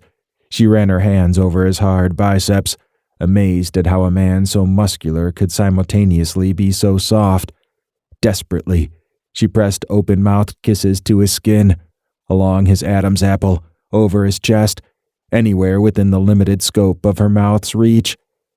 Trenton inserted one, then 2 digits into her wet core, and she let out a loud gasp, overwhelmed with emotion as he curled his fingers against her G-spot and stroked her clit with his thumb. There was no way to withstand the force of his pleasure-giving touch, and when he sucked her nipple again, all Alannah could do was grab the muscles of his back and hold on tight until the tension broke. The explosion ripped through her with the force of a hurricane. She whimpered and begged and pleaded, but Trenton didn't let up. His mouth remained fastened over one swollen, aching peak, and his fingers continued to pump between her legs as she rode out the climactic storm. Trenton lifted his head as her body made one last shudder, and with his irises now the darkest green she'd ever seen them, he gazed into her eyes, and his lips twisted into a sexy grin. "We'll take it slow the first time, until you get used to me." He licked her essence from his fingers and looked down between her legs. "Damn, you taste good. I'm coming back to that later." The sensual threat made Alannah shiver with little aftershocks, but she didn't have much time to think, because Trenton slipped on a condom and then kneed her legs apart. Stretching her arms above her head, he locked her wrists in place with one hand. Now he had her how he wanted her, dominated by his strength, under his full control. Alannah still worried about being able to accommodate him, but he slid in slowly, inch by powerful inch, clearly considerate of her comfort, because she sensed him holding back. The tendons in his neck pressed into prominence, and he let out a low groan that came from deep in his chest. He started to move, a slow, sliding thrust, and bent his head close to hers to whisper in her ear. He told her how sweet she was, and how her wetness had him losing his mind. He told her how he couldn't wait to feel her coming all over him. The words made her muscles relax, and she stretched to capacity, making it easier for her to accept his impressive manhood. She'd never felt this type of sensation before, this type of fullness in her life. His manly scent surrounded her, and his presence overwhelmed her, as if he wasn't only in her, but around her, and there was no way for her to evade a single part of his touch. Trenton watched with fascination as renewed desire unfurled in Alannah's face, the pleasure-filled grimace, the closing of teeth around her lip. Every time he pushed down, she lifted her hips up to meet him. He glanced at the union of their bodies and watched how he sliced into her. The sight was the most erotic thing he had ever seen, and his muscles bunched tight under the ache of restraint. He wanted to plow into her. He wanted to claim her with all his length, but he knew she wasn't ready, and he'd promised to take it easy. Pumping with a little more vigor, he bent his head to her pretty breasts. They were small and round, with tight little nipples that carried tints of rose and brown in equal measure. His tongue lashed across the tips, and she twisted upward, her hips moving even faster as she easily matched his rhythm. He greedily sucked her into his mouth and tortured the tips of her breasts with his teeth. Enthusiastic cries filled his ears, and her writhing body stroked his ego. As excitement mounted within him, Trenton didn't let up. One hand fisted on the pillow beside her head, keeping a determined rein on his climax until she achieved another one. The other hand lowered to behind a knee and lifted her leg around his waist so he could slide a little deeper. Hands now free, Alannah sank her nails into his clenching buttocks. His control almost snapped right then, and he swore into her neck. Trenton drew deep breaths filled with the sweet aroma of her feminine scent. He traced the line of her arched throat with the tip of his tongue, certain no other woman's sweat had ever tasted as good. His hips continued to move, careful not to plunge too deep, careful not to thrust too hard. Jaw tight, he simply held on, taking pleasure in her cries and reveling in the moist heat of her welcoming body. A cry tore from Alannah's throat, and her entire body tensed. Trenton slid his hand to her bottom and squeezed with his long fingers. She immediately exploded around him with climactic tremors more intense than the first time. "Trent," she said, in a broken, feverish whisper that sheared shivers down his spine. That was what finally pushed him to the brink. He abandoned himself to an intense orgasm that lashed ecstasy across his muscles and tightened his entire frame. The jarring climax pulsed through his blood as he careened over the edge, his body thrusting, his muscles aching, and his brain clouded by a fog of immeasurable sensual bliss. In the dark bedroom, Alannah listened to Trenton wash up in the bathroom. She rolled onto her side, faced away from the door, and pulled the bedsheets up around her waist. She wondered with trepidation what would happen in the next few moments. Was he a cuddler? If not, she'd be okay with that. Would he leave when he came out? She'd be okay with that too, she told herself, even though her stomach clenched in distress at the thought. The bathroom door clicked open and a thin triangle of light slanted across the bottom of the bed before Trenton turned it out. Her throat closed as she listened to his quiet movements. He slid onto the bed, and her heart thudded violently as he shifted on the mattress. Her fingers tightened on the sheet as she waited. Then he put his arms around her, pulled her in tight, and molded around her body. Alannah relaxed into his embrace and breathed easier. This was more than she'd expected. She wanted to speak, wanted to ask the question that made her throat ache. What now? But fear kept her muzzled. Her fantasy had come true, and she didn't want to spoil the moment with words. So she clasped his hands in both of hers and closed her eyes to the tears of happiness that filled them almost to overflowing. Chapter 19. Waking up to Alannah's soft body was a nice surprise. After making love 2 more times, they'd fallen asleep spooning, and Trenton had slept the whole night through in a deep, undisturbed slumber. He pressed his face into her auburn hair and inhaled the familiar scent. He was addicted to the citrusy fragrance now. Slowly, he felt himself growing hard and pressed his pelvis against her bottom. He hated to disturb her sleep, but he was horny again. He kissed her neck and shoulders and eased a knee between her thighs. Moaning, she arched back against him. "What are you doing?" Her sleepy morning voice was sexy, with a husky, throaty edge. He responded by taking his hard penis in hand and positioning it between her legs. Then he rested his leg over hers for a tight fit. "You don't have to do a thing. Just let me..." Groaning, Trenton kissed her bare shoulder. She was so soft and smelled so good, and he wanted to be close to her, as close as two people could get without penetration. Alannah stretched and arched her back, pushing her body even tighter against him. Trenton covered one of her breasts, massaging the supple mass with gentle but firm strokes, and used his thumb to play with the tip. Rewarded with a puckered nipple against his palm, he grunted, sliding his length back and forth between her thighs. "Wait," she whispered. She twisted in his arms and placed a feather-light kiss on his throat. "Get on your back." Trenton followed the instruction and rolled onto his back.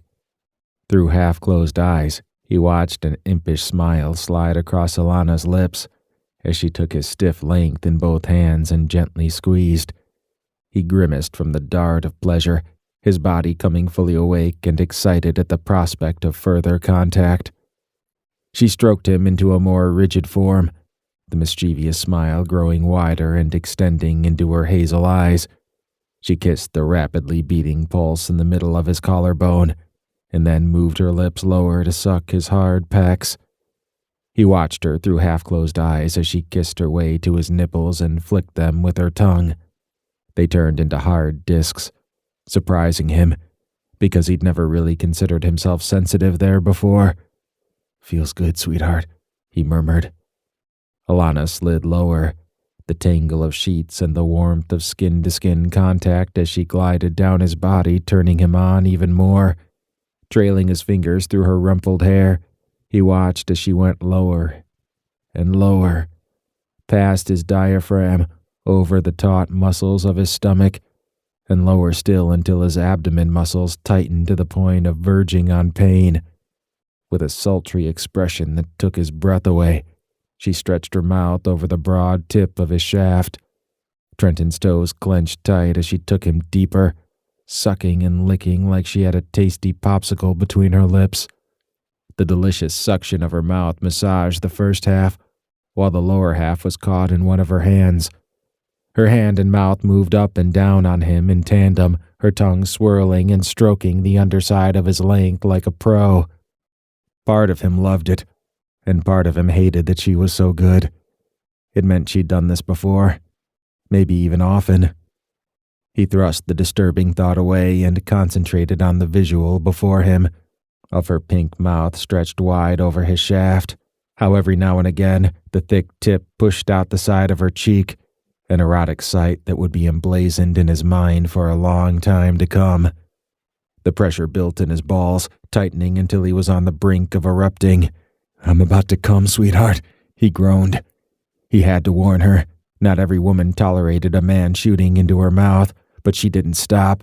He thought she hadn't heard him because she continued in earnest, but then she gently massaged his balls and her gaze connected with his. She wanted him to let loose in her mouth. Shit. His head started swimming. "Lana. God damn."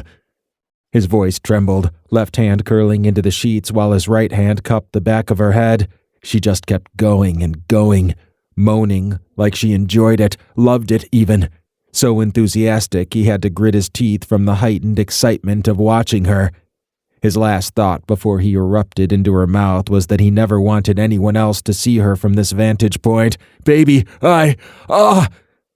He grunted and his eyes closed tight to shut out the spinning room as he unleashed into her mouth.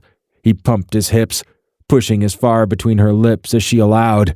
His entire body shuddered.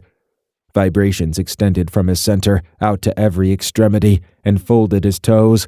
He clutched a handful of her hair and held her head in place until he was limp from her having sucked every bit of his cum down her throat.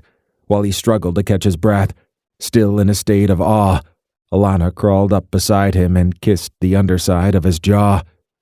Then she covered half his body with hers and rested her head on his shoulder. "You like that?" she asked. Liked was an understatement, and clearly she already knew the answer. She sounded mighty pleased with herself. "It was good," were the only words Trenton could comfortably manage. His voice had a little catch to it because he still hadn't caught his breath. If he kept talking, He'd be gushing like a teenage boy who'd had his first nut. Mind a jumbled mess, he stared up at the ceiling. He'd had plenty of head in his life. Great head, fantastic head.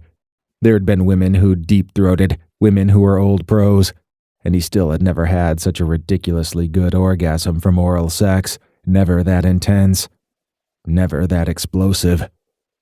On top of him, Alannah's body had grown still and her breathing more even. She had fallen asleep again, and he lay there, loving the fact that she'd fallen asleep on him. The entire scene felt very comfortable, very intimate. The pulse in his neck beat a little faster. He had to get out of there. He needed breathing space and time to think. Easing Alannah off him, he managed to escape her arms. She made a whimpering sound at the loss of contact, which he completely ignored. "You're leaving?" she asked, in the same sleepy, sexy voice that sent shivers rippling down his spine. "Yeah, gotta get going." He snatched up his clothes from the floor. "Oh." Confusion clouded her voice. She wondered what was going on, and since he didn't know himself, it didn't make sense to try to explain. He just knew he had to get out of there. He dressed faster than he ever remembered dressing before, and that included the time in high school when he'd almost been busted in a girl's bedroom by her parents. It had to be a world record back then, and surely a new world record right now. He put on his shoes standing up, resting one hand against the wall so he wouldn't have to sit on the bed and succumb to the temptation to roll over and pull her back into his arms. At the door, Trenton turned around, and Alannah was sitting up, clutching the blue-green sheet against her breasts, as if he didn't know what they looked like, and hadn't had his mouth and hands all over them already, flicking the little hard nipples with his tongue and sucking until she squirmed restlessly beneath him. She looked exactly the way he thought she would. Lost, confused, and still blinking sleep from her eyes. She brushed strands of hair off her forehead. "Trent," she said, uncertainty in her voice. "Thanks for... you know." She flinched, and he knew it was the wrong thing to say, but she recovered quickly. Sure." She swallowed, seeming to shrink a little in the big bed. "I'll call you, later." "Okay." She attempted to smile, but it looked forced, particularly when hitched to the pair of wounded eyes above. He shut the door on his way out and ran down the stairs. Angel was in her little cage, and when she saw him, she charged out and barked fiercely, with more ferocity than she ever had before, as if she knew what he'd done, that he'd had his kicks and was running away. He didn't threaten the dog this time. Angel had every right not to like him. He didn't like himself very much right now, either. Chapter 20. He never called. Not the next day, or the day after, or the day after that. Nothing. Not even a text. For 5 solid days, Alannah didn't hear from Trenton. By the way he'd bolted from her bedroom, she'd expected this from him, but it didn't make the rejection any less painful. She'd let her guard down, bared her soul, made love with him, and he'd run off. A routine night for him had been a momentous event for her. She thought constantly about their lovemaking, the way he kissed away the delicious soreness of her backside after he'd given her a good spanking, of him showering kisses on her back and neck as he slid in from behind, of him tying her hands behind her back and sucking her nipples until she broke apart like shattered glass. Alannah released an involuntary whimper and drew a trembling breath at the memories. She wasn't cold, but she sat on the sofa with her legs curled under her and a blanket thrown across her lap. It provided a modicum of the comfort she needed. So did the movie she had playing, one of her favorite foreign films, The Thieves. Angel came prancing up to the sofa and stared up at her, whimpering, clearly sensing the somber mood and Alannah's pain. She scooped up the dog and the Yorkie licked her chin, whimpering some more. "I'm okay," Alannah whispered to her little companion, rubbing the dog's head and around her ears. Tears brimmed and overflowed from her eyes. Sniffling, she quickly swiped them away and managed a quivering smile. "Trent will call." She tucked the dog under her chin. "He has to. He wouldn't do me like that." The dog whimpered again. She and Trenton were friends, and he had to call eventually. At least she'd done good so far. Though the temptation was great, she hadn't called him, and she resolved she'd leave it up to him to reach out. Trenton entered Cyrus's office, his stomach such a tight batch of nerves that it actually hurt. When his brother had called to set up this meeting, he'd wanted to charge down here right away, but somehow he'd managed to rein in the impulse and wait the 2 hours until Cyrus could get rid of the guests in his office. Cyrus handed Trenton a file. "That's everything on that Connor guy. Full name's Connor Aaron Bodell. Pretty boring stuff. He's never even had a parking ticket. Highlights are that he speaks several languages and lives with his mother. Apparently he moved here to take care of her. Been working at Dymogenesis for about 8 months, and by all accounts he's doing a good job in the quality control department." Cyrus stood at a corner of his massive desk and folded his arms, waiting as Trenton scanned the contents. The enclosed photo showed a good-looking and clean-cut Caucasian male. He made regular donations to various charitable organizations, fluent in Spanish, French, and Vietnamese. Vietnamese because he'd spent 20 months in Vietnam as part of a high-impact targeted response team with the Peace Corps. The assignment had initially been for 12 months, but he signed up for an additional 8 because he found the job particularly rewarding. Lots of volunteer work, including Meals on Wheels and the teen ministry at his church. Once saved a cat from a burning building on the way to school at the age of 14. Trenton gripped the edge of the file. Somebody call the Catholic Church and nominate Connor Aaron Bodell for sainthood. Disgusted, he shut the folder. "This can't be right. This is it? Everything?" The tightness in his stomach expanded and filled his chest. "Everything.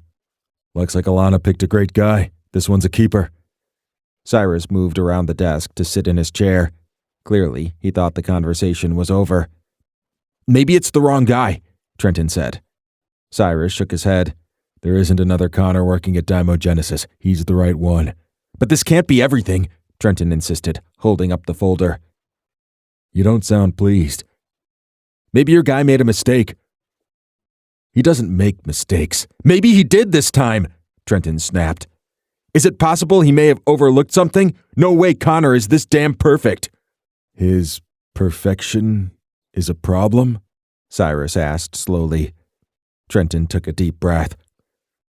"Not a problem, per se." "What is it exactly, per se?"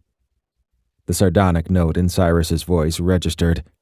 Trenton swiped a hand across his mouth and tempered his tone. Never mind. How could he possibly explain that he needed Connor to be a loser or to secretly have a criminal past? Alannah knew all Trenton's secrets, his flaws, all his dirt. So he needed something he could use against Connor, something that would make Trenton look like a viable choice. "What's the real problem, Trent?" Cyrus asked quietly. "Surprised. That's all." "Surprised?" Cyrus cocked a brow. "Or disappointed?" His challenging gaze didn't stray from Trenton's face. With a tight throat, Trenton managed to lie without lowering his gaze. "Surprised." Then he marched out the door, knowing that he hadn't fooled Cyrus.